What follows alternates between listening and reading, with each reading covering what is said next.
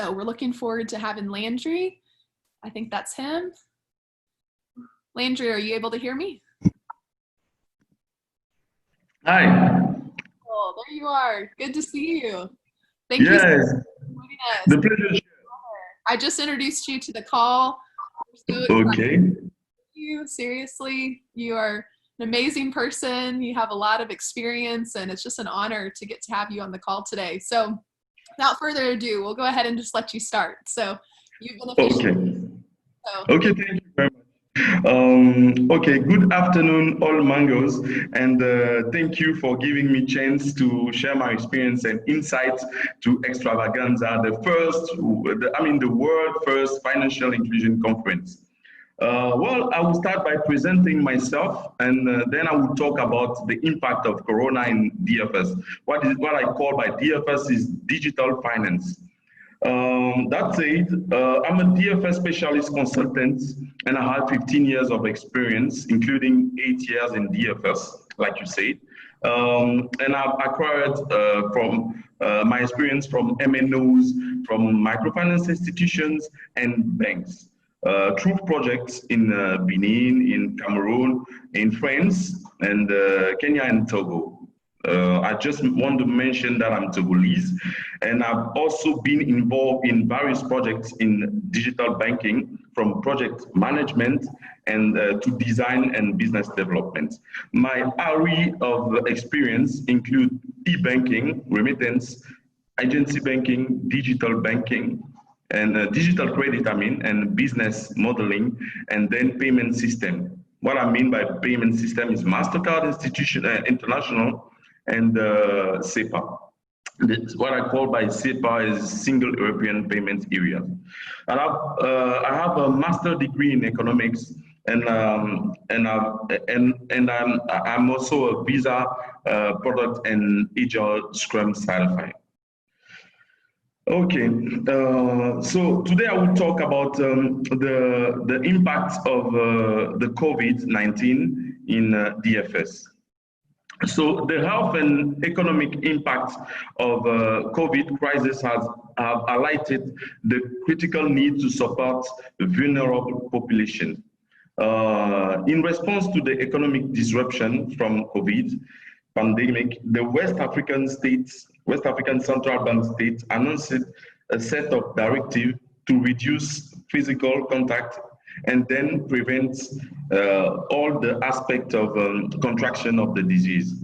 The first measure concerned the digital money transfer. No more fees for all the minors transactions. These directives have significantly impacted the banks and mobile money agencies, and it has reduced the transaction income from these institutions. The main services provided by mobile money and bank agents are cash in, cash out, and then also remittance services. One of the directive eliminating customer charges on transfer from banks and from bank to account while to mobile wallets transfer must be effective from 30 days to more than 2 months renewable. In Togo, where I'm coming from, especially, for example, last week, TogoCell has announced that all the transactions on T-Money, mobile money platform were free. Its competitor Move did the same, instructed by the Ministry of Communication and the Central Bank. These directives have significantly impacted the banks and mobile money agents, as it has reduced the transaction income from these institutions. The main services provided by mobile money and bank agents, as said, is cash in, cash out, and also remittance. I should specify that also withdrawal and transfer fees from ATMs are cutted by half. And as resulted from this directive, I could also mention that it has been reported that agents are turning down customers who wanted to deposit higher amounts.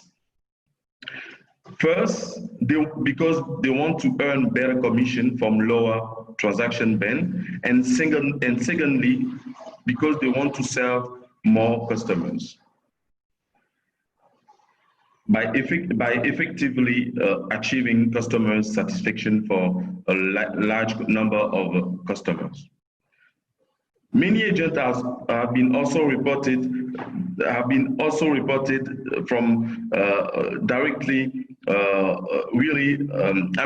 turning down all the transaction, including the remittance in what they have been involved in. So what I could suggest by this is we should have a coordinated approach in this by requiring and ensure that agents are able to realize that they have a role to play in championing and modeling all the approach to the DFS. And they should also playing a role to really support the effort of states in giving access to DFS.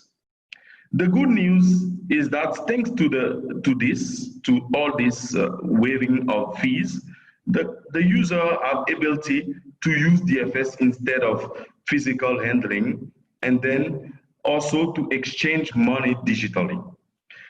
Many of these directive save life of women who want to shop for their family, for the daily needs, and also for people involved in a lot of business in Africa. But that's not all. We have reported, a report from High Pipo in 15 African countries revealed that users save close to $600 million over the same period. The COVID-19 situation marks a decisive start towards the new normal in digital finance services, like a digital one for all. As the number of DFS transaction, mobile money subscriber, and active wallets will keep growing and become part of everyday life for more people, as long as stakeholders are playing their role.